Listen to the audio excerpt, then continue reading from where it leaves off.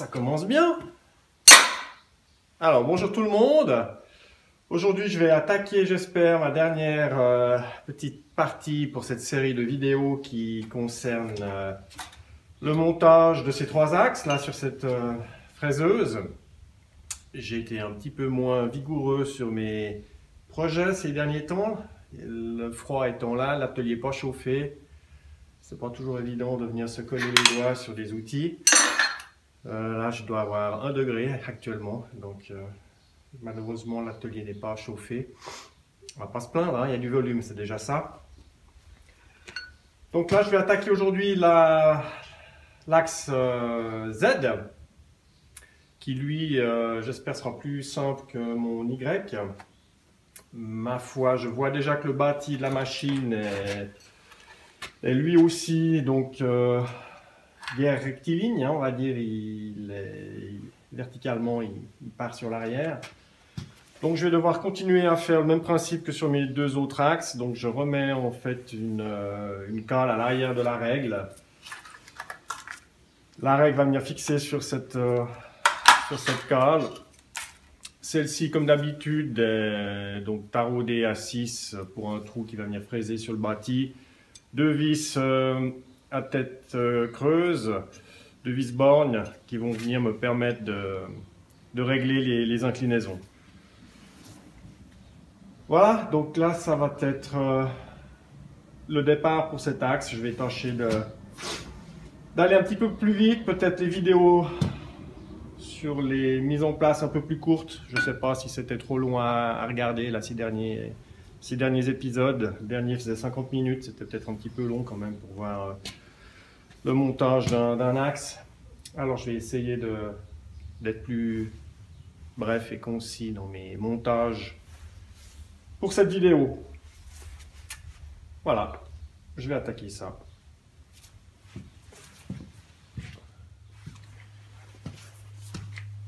Donc là, le même fonctionnement, je dirais, le même principe que pour les autres axes. Il faut déterminer le mouvement maximum de l'axe. Donc j'ai fait un repère là sur ma table. J'ai repéré le déploiement le plus bas et le plus haut. J'ai 440 mm de mouvement. J'ai une règle qui va me permettre de faire, qu'est-ce qu'elle fait celle-ci? 470. Donc là, j'ai aussi donc décidé d'avoir le capteur à l'arrière pour éviter toutes les projections d'eau, lors de la lubrification, pour éviter qu'elle rentre à l'intérieur. Donc elle va être positionnée comme ceci. Ma pièce d'appui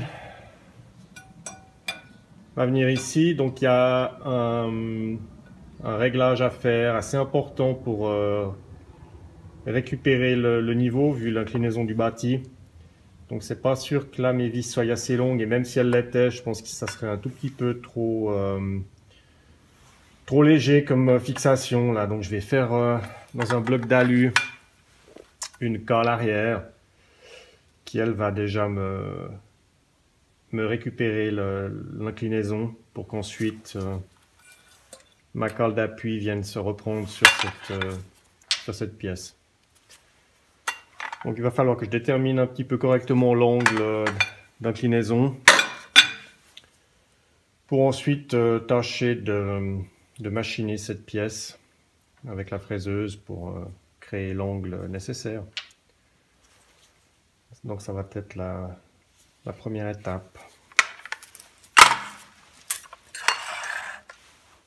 Donc là j'ai en fait un angle de 2,5 degrés verticalement.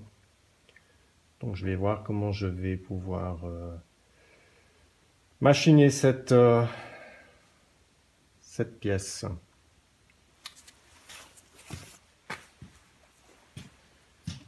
Donc là, l'idée c'est de monter cette petite fraise à surfacer, diamètre 63 mm, 4 dents, pour pouvoir créer donc mon angle sur ce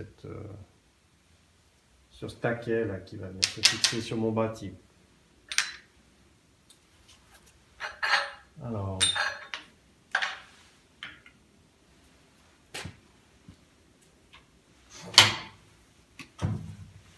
sortir la tête.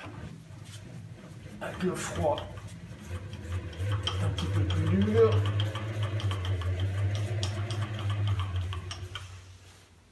Voilà.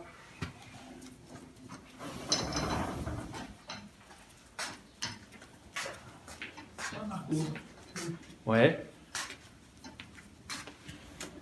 Ah ouais, ça peut... Celle-ci, elle va le faire, ouais. Ou celui-ci, comme tu veux. Non, parce que t'as qu'une, il en faut deux, là, tu vois. D'accord. Ouais, nickel, merci.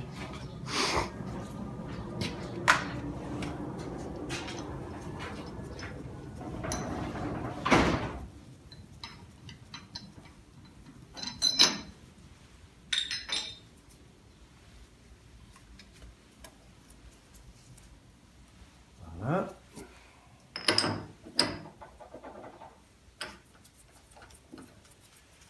Je vais chercher ma clé.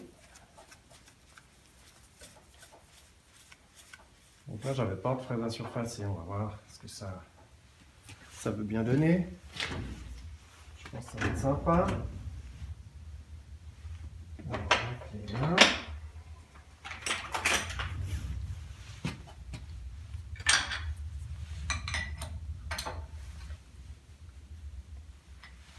Ok.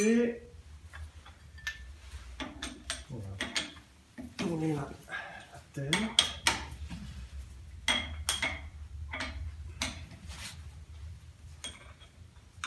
Je sais pas si je suis bon, peut-être, sûrement d'ailleurs. Voilà.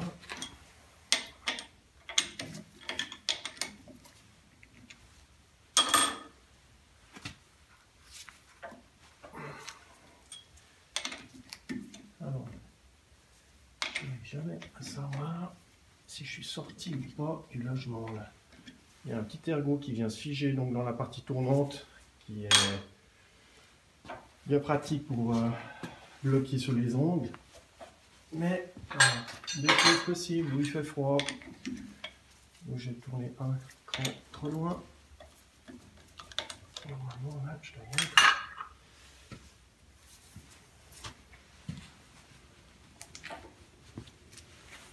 Bon, on va pas se foutre la honte sur l'internet quand même.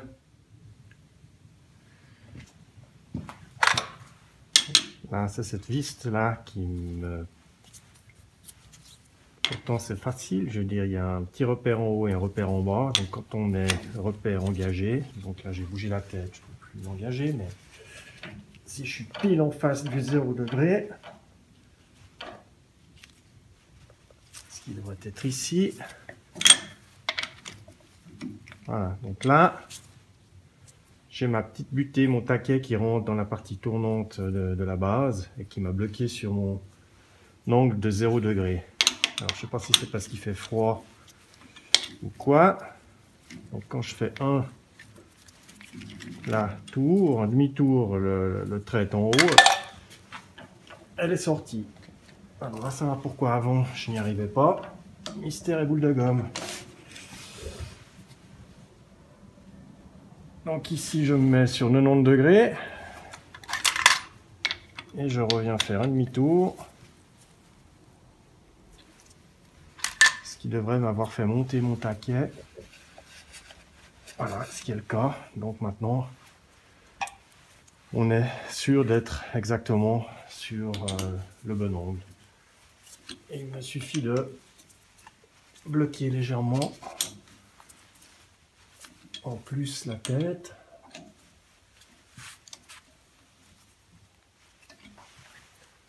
Voilà.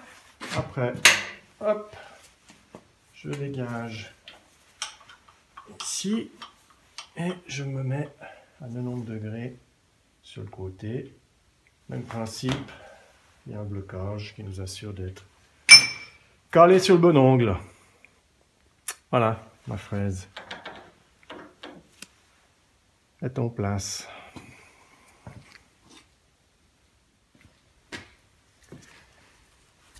Comme je n'ai pas encore dans mon attirail d'outillage à l'atelier une table sinus inclinable, eh bien je vais me débrouiller pour serrer cette pièce ici dans mon étau avec la bonne inclinaison nécessaire. Donc celle-ci je vais la trouver avec la petite application que j'ai dans mon téléphone, et comme le téléphone me sert de caméra, je vais vous retrouver une fois que celle-ci sera en place.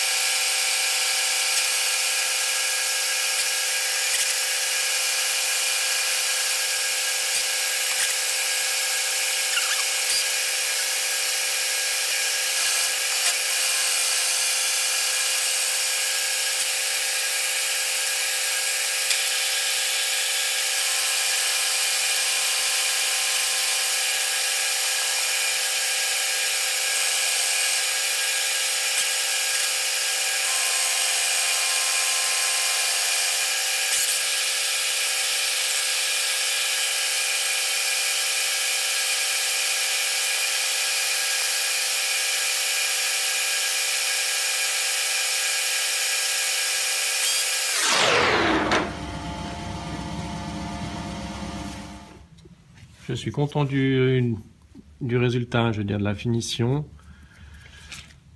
Ce que je peux dire, c'est que j'ai voulu faire des passes dans ce sens-là, ce qui était un petit peu bête de ma part, puisque mon tourteau là il fait 63 mm, ma pièce fait moins.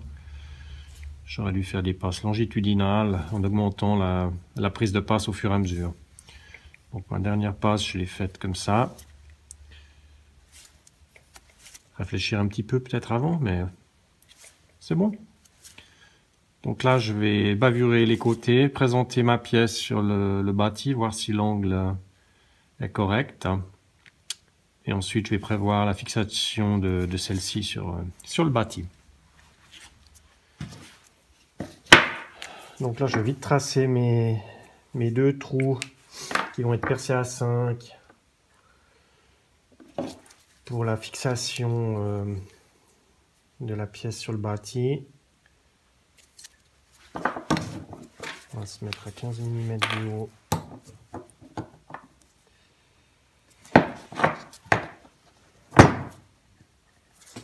Voilà. On fait quoi? 40.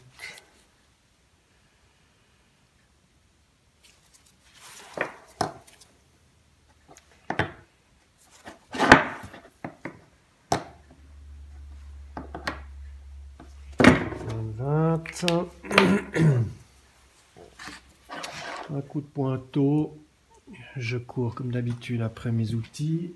On va passer le marteau. Voilà.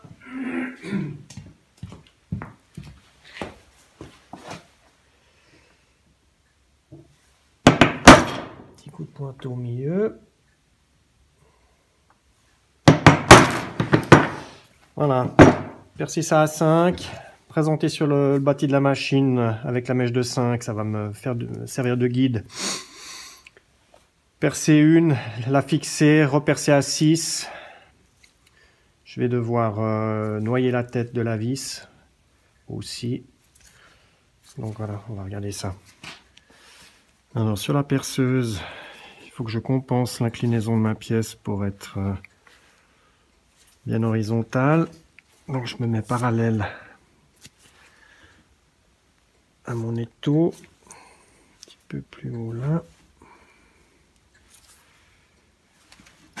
On est pas mal. Serrer un petit coup. Mettez la mèche de 5.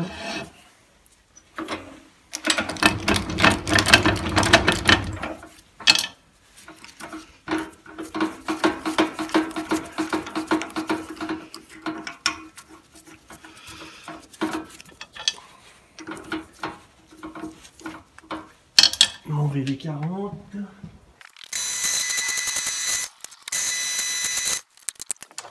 Et c'est parti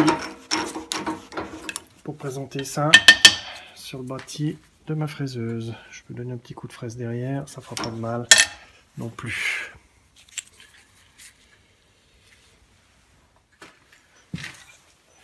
Donc là, j'ai ma petite pièce de carrelage, ma pièce d'appui.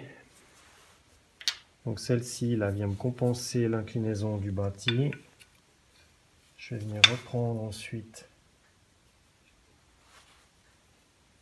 ma butée là-dessus, ma butée, ma pièce d'appui, qui elle va encore pouvoir, une fois fixée sur celle-ci et fixée sur le bâti en bas, se régler avec mes vis borgnes pour avoir les bons angles. Et s'il faut compenser un tout petit peu encore la verticalité, je pourrais le faire avec les vis de réglage. Donc maintenant là, je vais fixer cette pièce, celle-ci. Regardez comment je vais percer le bâti. Là derrière, j'ai strictement rien, il n'y a pas de niveau d'huile ni rien. C'est la partie creuse où on a le moteur, les courroies, le petit compresseur d'air pour lubrifier la tête. Donc je risque rien du tout, même si je traverse. Voilà, donc je vais me présenter ça. Je vais juste vérifier encore le positionnement. La dernière fois que je suis venu, là, c'était il y a 2 semaines. Juste me rafraîchir, voir si je suis les idées, si je suis dans le bon positionnement. C'est pas une fois que j'aurai tout percé que je vais me dire mince, j'aurais mieux fait de vérifier avant. Donc je vais juste descendre encore une fois ma table au plus bas et la monter au plus haut, voir si mes traits que j'avais fait là il y a un petit moment déjà sont vraiment justes et qu'il n'y a rien qui va me gêner. Donc je vais faire ça.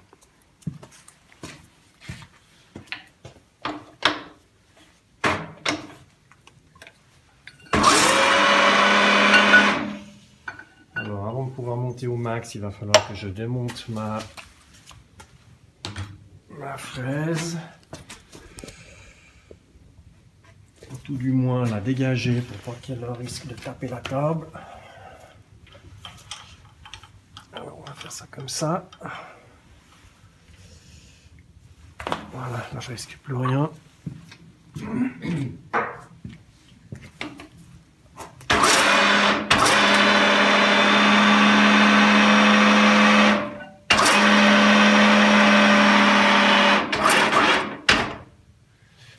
Donc là, quand je dis que je suis au plus haut, c'est bien gentil, mais je peux monter encore 10 cm. Sauf que j'ai ma tête qui me gêne, donc il faut que je rentre la tête dans le bâti. Donc je vais devoir effectivement démonter complètement ma fraise avant d'aller plus loin. Alors, vitesse lente, serrée.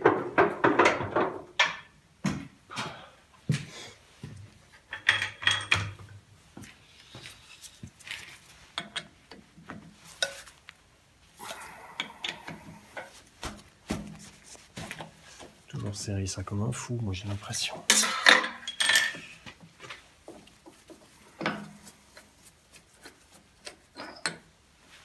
Voilà. Je suis obligé de remettre la tête dans l'axe, sinon je peux pas la rentrer dans le bâti.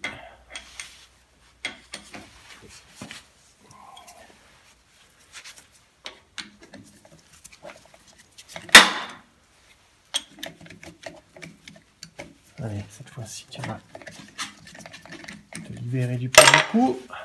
Mais oui, bien joué. Alors, c'est important là de remettre vraiment 0 degré, sinon cette partie-là ne va pas rentrer dans mon petit maillet.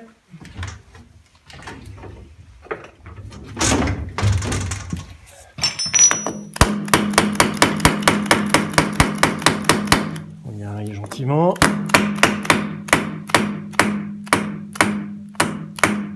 Ça y est, 0 degré.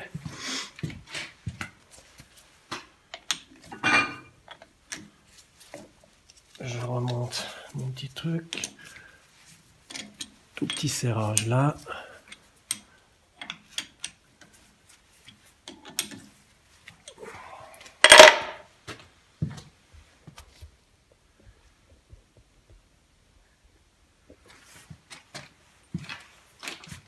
C'était desserré.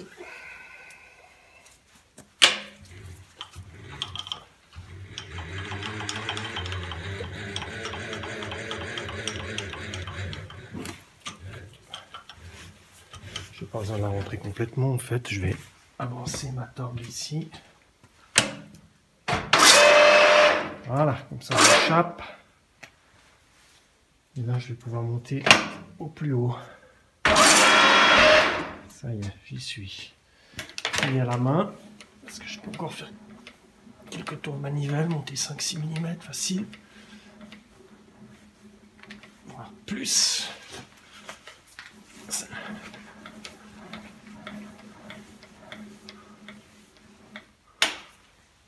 Cette fois-ci, je suis en haut.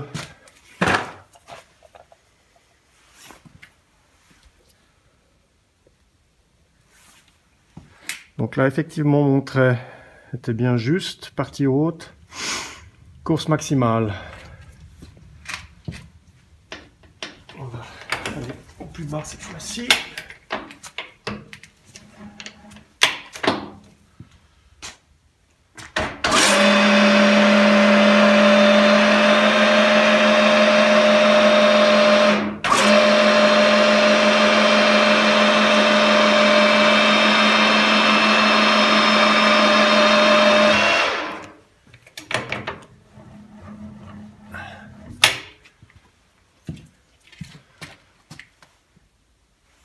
Ok, donc là j'avais effectivement les distances qui étaient correctes. Alors pas facile de pas bousculer la caméra. Donc je viens de fixer ma règle sur ma pièce d'appui. Celle-ci, je vois que là mon bâti il part après. Il a aussi un arrondi, un rayon là. Donc il faut vraiment que je sois sur la partie la plus plane possible. Donc je vais être ici. Une fois que je me présente, ça veut dire que mon capteur lui va passer devant le portillon là. Mais c'est pas grave, il est grâce à la pièce d'appui. Il passe tout du long sans gêner là. Donc après là, c'est ma hauteur maximale. Si je me décide d'être en dessous avec ma règle, ça veut dire que ma pièce de reprise du capteur va devoir être contre-coudée pour compenser la différence. Je voulais pas être trop haut ici non plus, donc je vais me mettre plus ou moins là. Ce qui veut dire que je vais être 4 cm en dessous de ma remontée maximale. Donc ma pièce de reprise du capteur va devoir être sur le bout de la table, contre-coudée, ou quand elle va compenser la différence de hauteur ici. Voilà, donc là je vais plus ou moins me mettre par là, je vais tracer la pièce, faire ça hors caméra parce que là je suis tout tordu, je suis tout coincé. Et une fois que c'est fait, je reviens.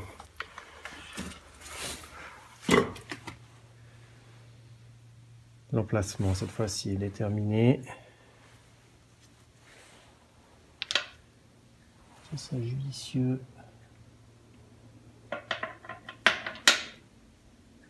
Oui, c'était juste, je vais la mettre dans le bon sens si possible.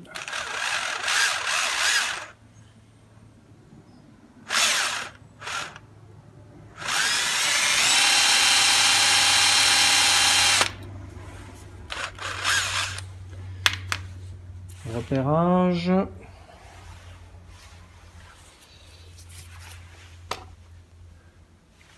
Allez, est-ce que je vais jeter un petit œil à l'intérieur? Oui, ça serait mieux avant de percer.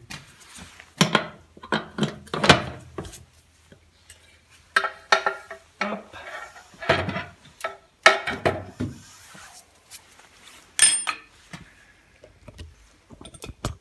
Allez, je vous invite à visiter les entrailles de la bête.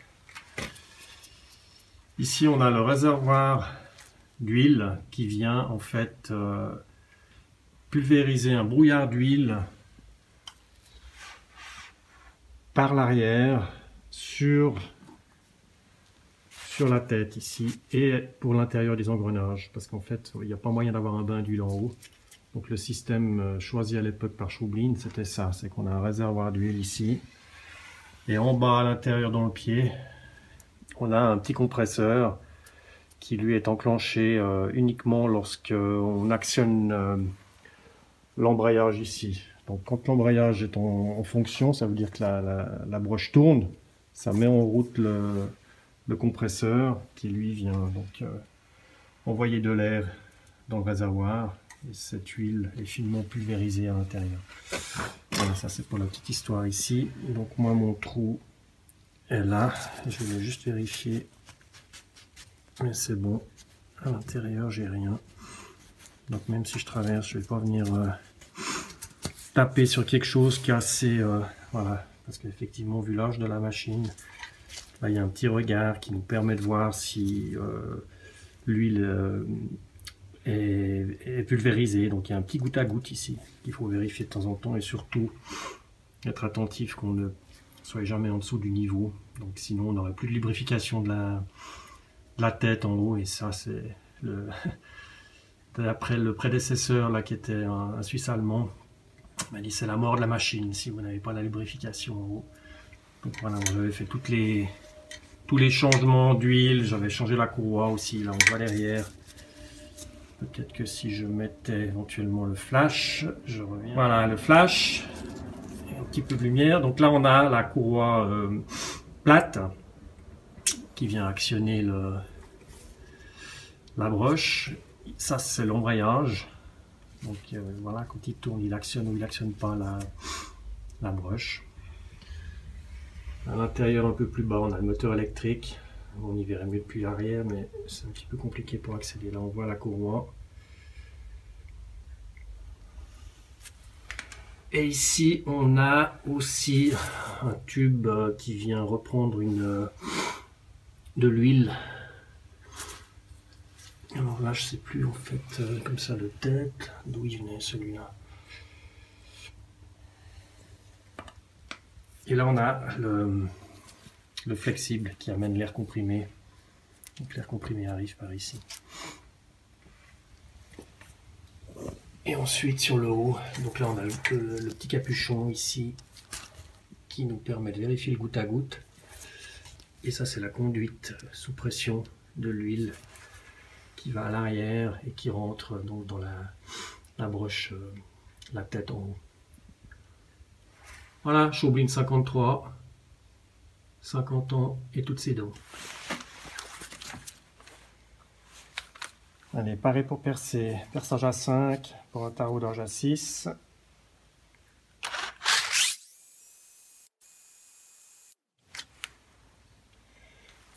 Je pense que 12 mm vont être largement suffisants pour tarauder.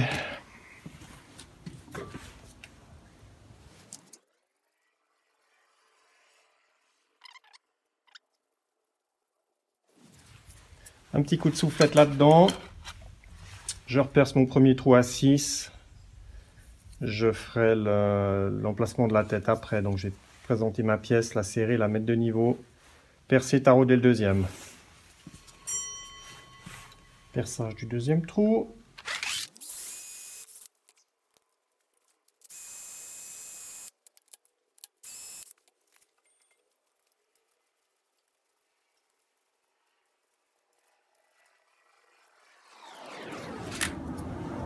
Voilà. Je vais faire l'emplacement des deux têtes pour qu'elles soient à fleur de la plaque. Fixer celle-ci et après j'attaque la fixation de la règle.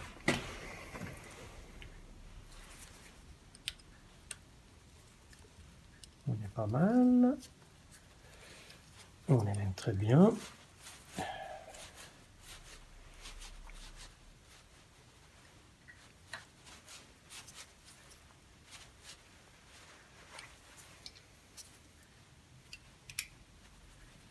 Donc là, j'ai ma pièce de reprise qui est en place.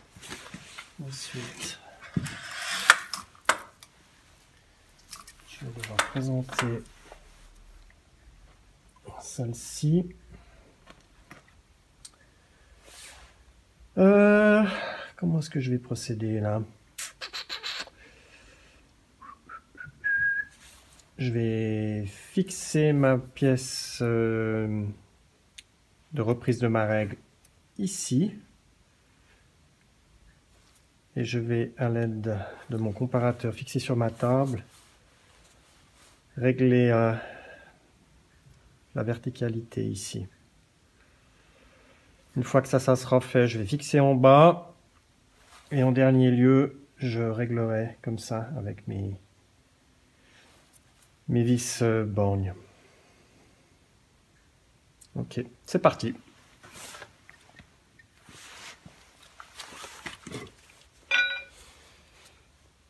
Donc là, c'est les deux trous pour mes vis bornes qui vont me permettre de régler le niveau ou de l'éloigner un petit peu.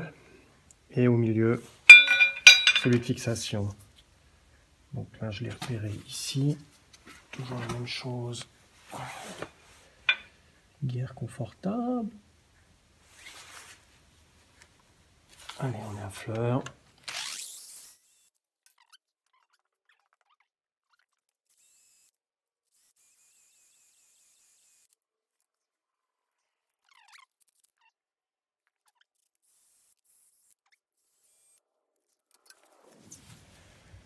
Donc là, la même chose, je vais devoir noyer ma tête de vis. Donc je vais faire ça pour ensuite présenter ma règle.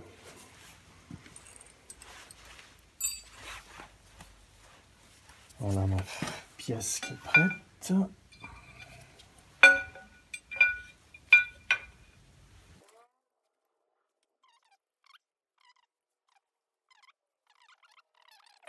Donc maintenant, je vais mettre mon comparateur en place sur ma table et régler ma verticalité avant de fixer en bas ma règle.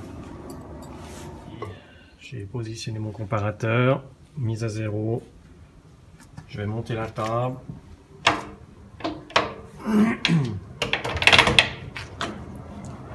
Voilà, c'est parti là. Donc là déjà sur 5 mm, je vois que je suis pas bon.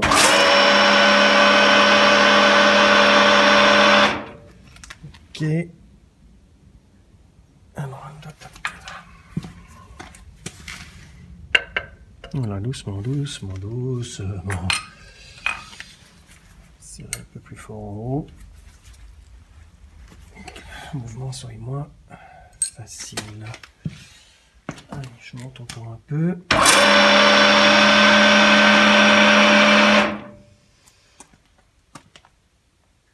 Un dixième là.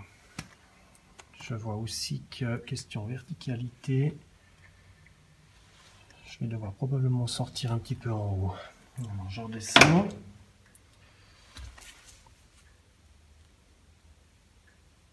Zéro.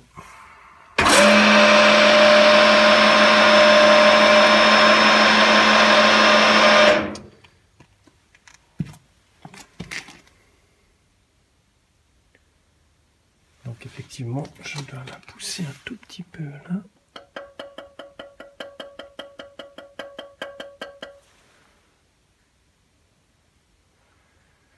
Je suis même en train de dire des bêtises, comme d'habitude. C'est dans l'autre sens. Oula. C'est d'insensible. Je remonte. Donc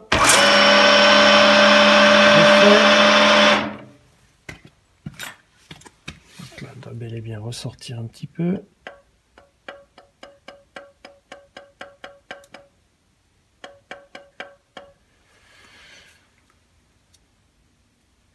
Je vais pas non plus chercher, on va dire midi à 14 h parce que j'ai encore un réglage sur ma règle une fois que celle-ci va être fixée.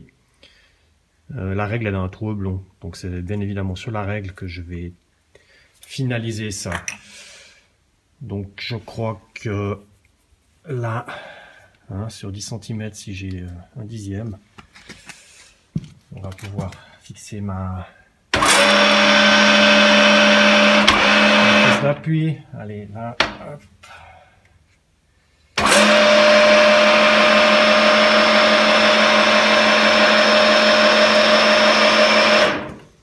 Ok, je peux donner un petit peu plus.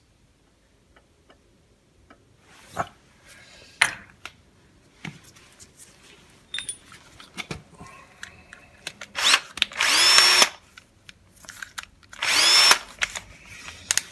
De toute façon, en mettant la mèche dans le trou et en poussant sur le bâti, je vais dérégler. Donc on va pas non plus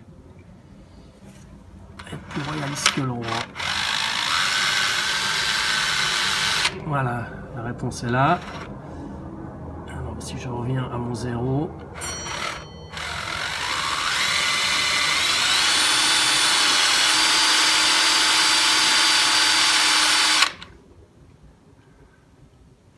De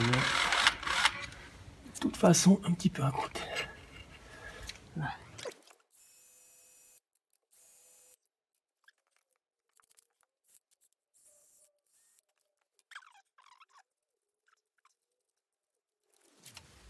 Voilà.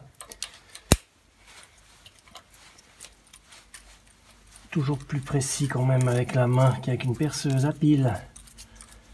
L'idée de casser un tarot là au fond, ça m'enchante guère. Parfait, allez, perçage de la tête ici. Je suis désolé pour le reniflement, mais il fait toujours aussi froid. Et j'ai la goutte au nez. Allez, c'est parti, je perce, je fixe et ensuite on règle les niveaux. Donc je viens de refixer, de repositionner, enfin mettre en place ma règle. Je vérifie juste un petit coup maintenant, une fois que j'ai fait mon trou et autres, où j'en suis avec ma verticalité.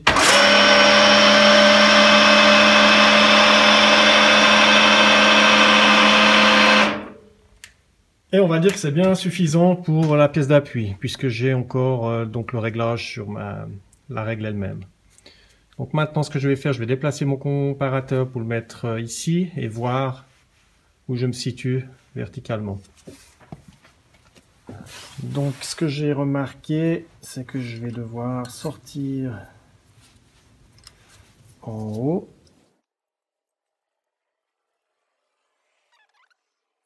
Ça veut dire qu'une seule chose, c'est que ma cale de compensation derrière n'est bien évidemment pas assez épaisse pour compenser la différence de niveau sur la hauteur de ma pièce d'appui. Ce qui n'est pas trop grave, puisque là de toute façon je vais être à quoi, 2-3 mm. Je pourrais remettre une cale avant de serrer définitivement. On va faire jouer ça.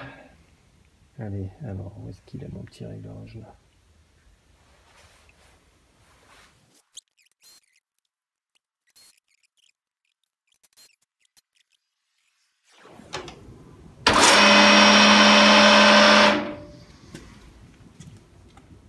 Donc j'en ai pour un petit moment là, je suppose, à m'amuser avec mes allers-retours. Je vais vous épargner tout ça. Et une fois que c'est bon, je refais un petit shooting. Ok, donc tous ces petits réglages ont été longs. Je suis pas très loin du but. Donc là, sur ma verticalité, si on regarde le comparateur, c'était difficile à voir pour vous. L'aiguille pointe à 55, 56. Je suis au plus bas avec la table. Je ne sais pas si avec la course complète vous allez...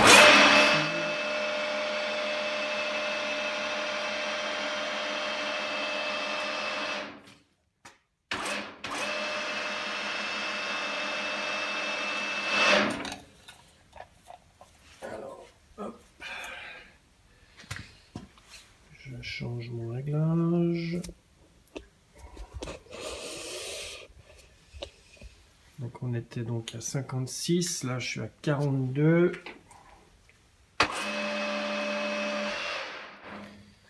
48.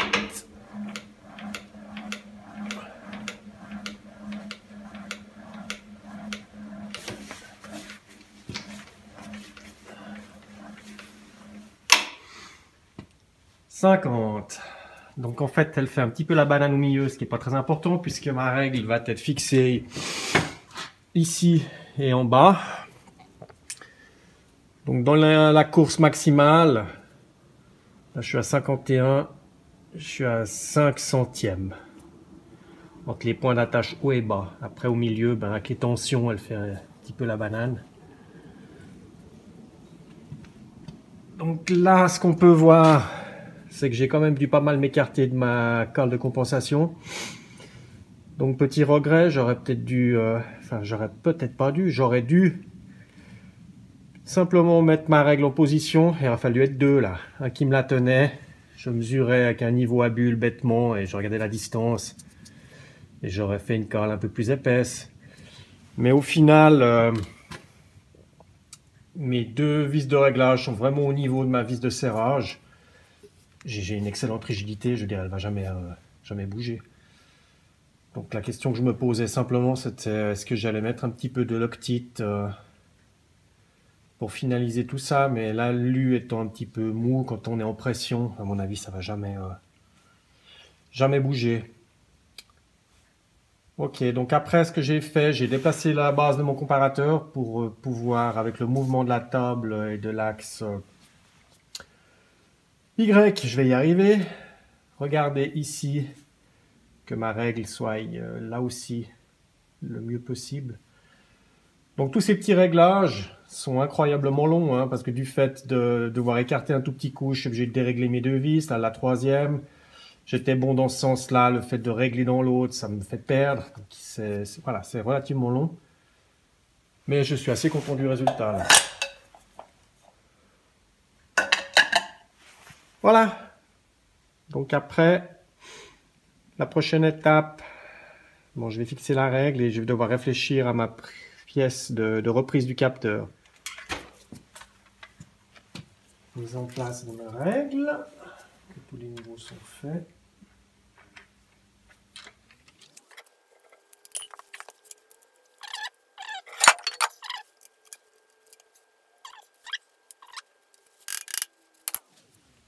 Et rebolote, je vais remettre mon comparateur le long de la règle pour voir celle-ci, où est-ce qu'elle se situe par rapport à mon mouvement vertical.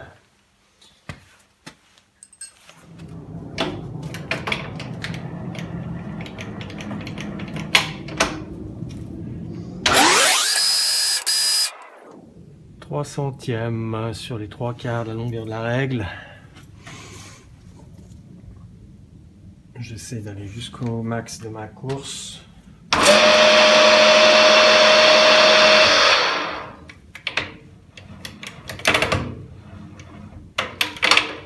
Alors là, je suis en bas.